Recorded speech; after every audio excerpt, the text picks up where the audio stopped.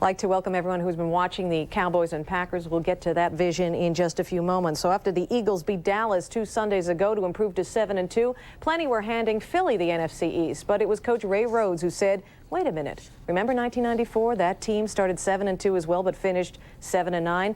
Well, Rich Kotite was the coach then. Ray Rhodes is no Rich Kotite, especially after watching his team drop 2 straight at home.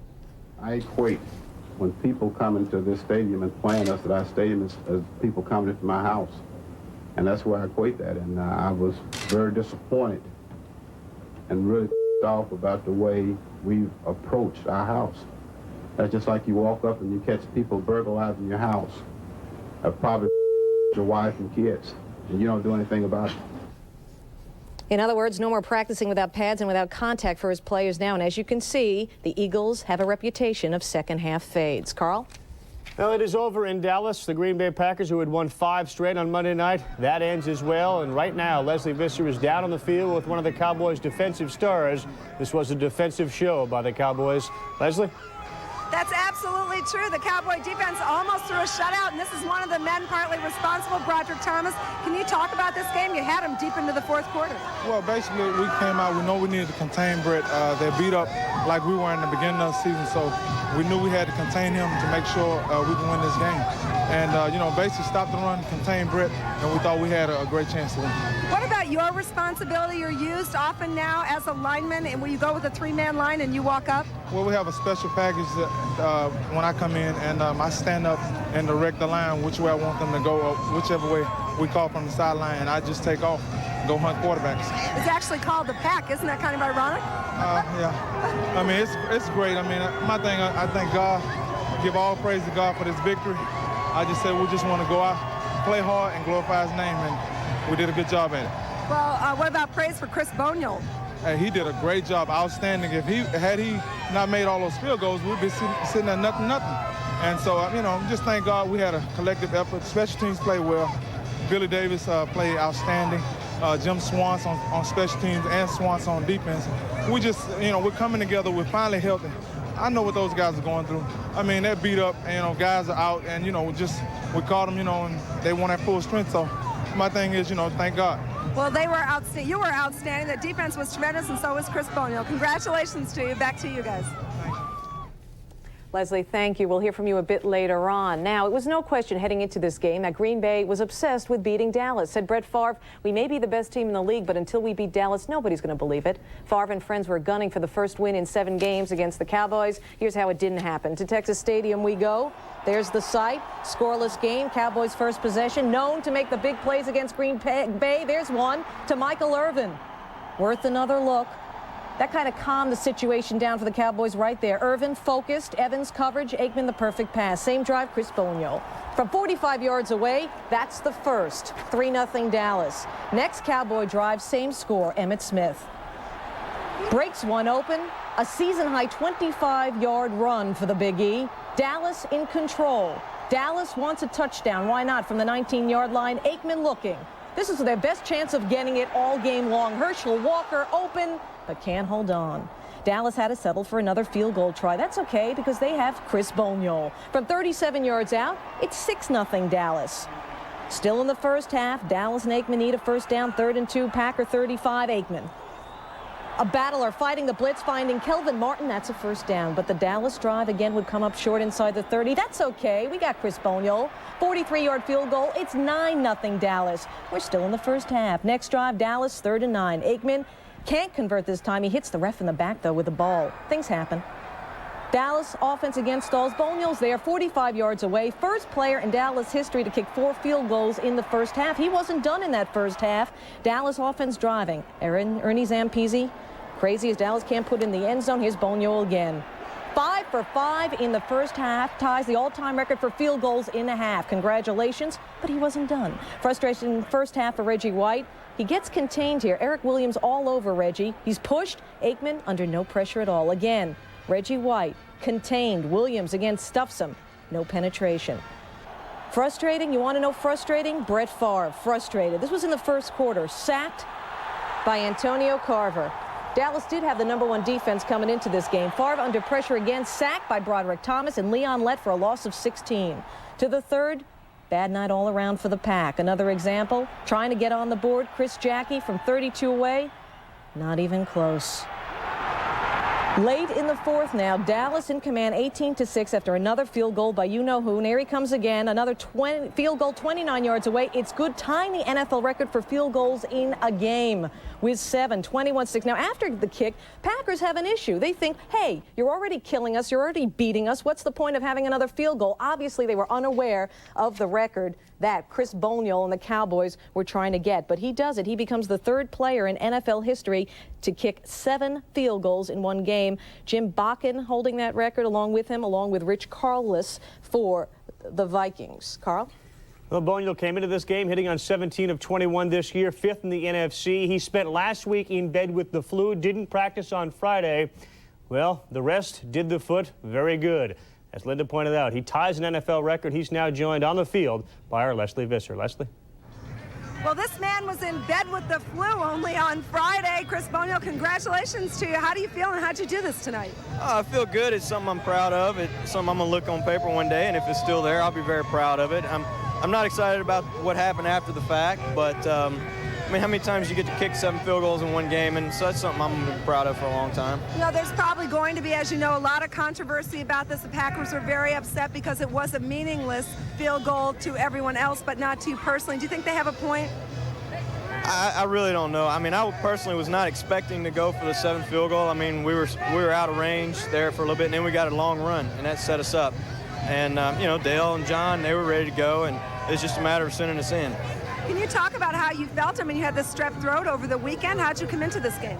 Tired, and I've been laying in bed for 2.5 days, and, you know, when I got out here in pregame, I didn't feel very good mentally. I wasn't fresh. I didn't feel right, and I didn't kick well in pregame, but came out for the game and was fine. And you also got engaged, didn't you? I did get engaged a couple of weeks ago. Well, maybe all that combines to tie an NFL record. Thanks a lot, Chris. Thank you, Leslie. Congratulations. Thanks. Back to you. Leslie, a busy woman. Guess who she's standing by her side right now? None other than Fred Strickland.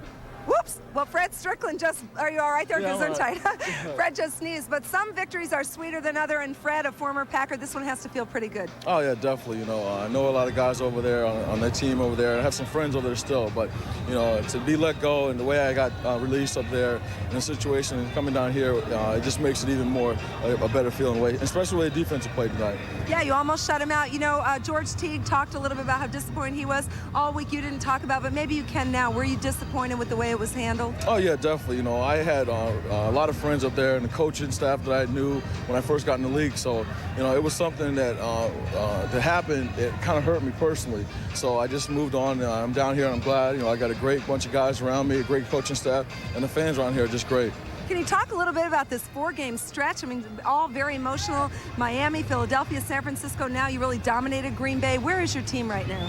I think we're finally coming together. You know, everybody's finally coming back healthy. You know, we got a long, tough stretch ahead of us, and we all know that. And we just put our best foot forward and just come out week to week and just go from there. 7 straight wins here over the Packers. You could speak to this. Do the Dallas Cowboys own the Green Bay Packers? Oh, I can't really say own them, but, you know, we always play them hard, and they play us hard. So, you know, that's something that it's going to come down to every year. And you were awfully impressive. Thank you, Fred. Thank you. Back to you guys. All right, Leslie, thank you, and we hope to have more from the Monday Nighter. Also, word on John Elway. Signed a new contract, a new lease on life in Denver, and his new Holtz life at Notre Dame all over. Folks, please remain calm. It has been confirmed. Everyone can now buy a DSS system for as low as $399. And with a year's prepaid subscription to DirecTV, also get $200 cash back. DirecTV apologizes for any mass hysteria this may cause and stresses again, it's got to be DirecTV, satellite TV at its best. Repeat, DSS, $399, $200 cash back. If we all act civilized, we can get through this thing. Questions? They are a new breed of individual investor, and their numbers are growing. They know the power of information, and they don't act on impulse. They go into a stock armed with facts, building portfolios for the long haul.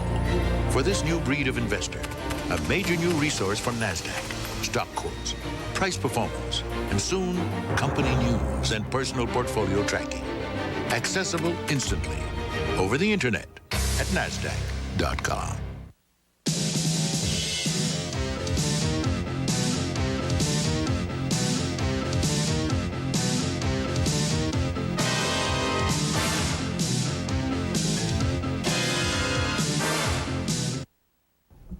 With tonight's win, the Cowboys now have 7 wins. Meantime, the Packers 8-3. Over in the AFC, the Broncos have reached double digits in victories. No other AFC team has more than 8. Along the way, they wiped out the Chiefs by 27. On Sunday, they proved to the Patriots, you're just not in the same league. Mike Shanahan is still waiting for Denver to, quote, play the perfect game. Well, from where John Elway stands, things are pretty close to perfect. The thing about this team is we got great defense. We're playing real good defense, and we got a running game that we've never had before. So I think if the two main things that we've got going that are different from those other teams is we're playing real well on defense, and like I said, the running game. Everybody on this team knows that, you know, it's great to be 10-1, but we got a long way to go. We kind of control our own destiny with a 2-game lead right now, but we still have to continue week in and week out to play like we're playing. And the more we win, and each one we get, it makes those other wins, you know, that much bigger. So we just have to continue to play our ball and realize we got a lot of work ahead of us. Well, during the halftime in tonight's Monday Nighter, Elway described this year's situation as nearly perfect and says if he stays as healthy as he is and can hand off, he'll play 5 years. His numbers this season better than any of the 3 Super Bowl years. His best season, not on this page, 1993, when he threw 25 touchdown passes and for over 4,000 yards. It was back in 1988. Lou Holtz on the verge of his first national championship at Notre Dame when he was asked if he should be mentioned in the same breath as the great Fighting Irish coaches Knute Rockne or Ara Parseghian. Said Holtz, we haven't proved what Rockne or Parseghian did over 11 years. Holtz adding, I won't be at Notre Dame over 11 years unless they bury me there. Don't ever call Holtz a liar. Tomorrow, following his 11th season in South Bend, Holtz walks out alive and well. Bonnie Bernstein has the latest on the story we broke 4 days ago. The players were told before practice their leader will not fight for the Irish next year. Yes, I had a meeting with the team, and I think the team should know before everybody else. The meeting wasn't very long. You know, he just expressed some personal feelings on it, you know, and, you know, he just kind of let us know how he felt and, you know, just kind of get it all out so there wouldn't be any surprises. Holtz will make his resignation official at a press conference on Tuesday. Until then, though, coaches and players are keeping mum. I'm not talking anything about Coach Holtz at all. I don't want to waste any time by saying no comment on that. It would be totally inappropriate for Bob Davie to coach on Lou Holtz's situation. That's Lou Holtz's announcement. And certainly that announcement will bring a sigh of relief in South Bend. Practice went a little bit longer than I wanted because I was eating Rolaids and couldn't call them up at the end. I feel like a duck, you know, on top of it. He's just so calm, but underneath that water, his feet are paddling like all get out. That's the way my insides are right now. You know, obviously, there's distractions of different magnitudes and different Where levels. does this rank on the scale of magnitudes of distraction? Kind of on that earthquake meter right now. Davie is on the short list to replace Holtz along with Northwestern coach Gary Barnett. Should he get it, it would be Davie's first head coaching job in his 20-year college career. In South Bend, Bonnie Bernstein, ESPN. So Knute Rockne will stay Notre Dame's all-time winner after all. Rockne also coached 2 more seasons and lost 17 fewer games. Parseghian once said, 10 years coaching Notre Dame feels like 25 years anywhere else. Looking at that 59-year-old face of Holtz, who can argue? And just a reminder, you can see the Holtz press conference live on ESPN and ESPN News tomorrow, 1 p.m. Eastern. And Linda and I back to put a wrap on this edition of SportsCenter. Hockey, football, hoop, it's all here. If you're going on a business trip, there's one thing you shouldn't forget: to rent a car from Dollar. Because Dollar awards American Airlines Advantage miles. And when you rent on a Sunday, Monday, or Tuesday, you'll get double miles on American, America West, Continental, TWA, or United. So you can go someplace where you can forget everything that has anything to do with business. Double frequent flyer miles. Just one more reason Dollar makes sense. Face it, no other razor shaves closer or with more comfort than Gillette Sensor XL. Soft microfins that protect your skin and individually spring-mounted twin blades that adjust to your face. No razor feels more comfortable during your shave or leaves your face smoother after. Gillette Sensor XL. Watch the Gillette $1 Million Putting Challenge on the Skins game, Saturday, November 30th on ABC Sports. They may be whack newcomers, but TCU and SMU know their Lone Star rivalry burns bright deep in the heart of Texas. They'll get it on under the lights in Big D. TCU SMU, Thursday at 8, only on ESPN. Rangers score only 3 goals, lose to the Flames 5-3. Big night for Theo Fleury, 2 goals and an assist.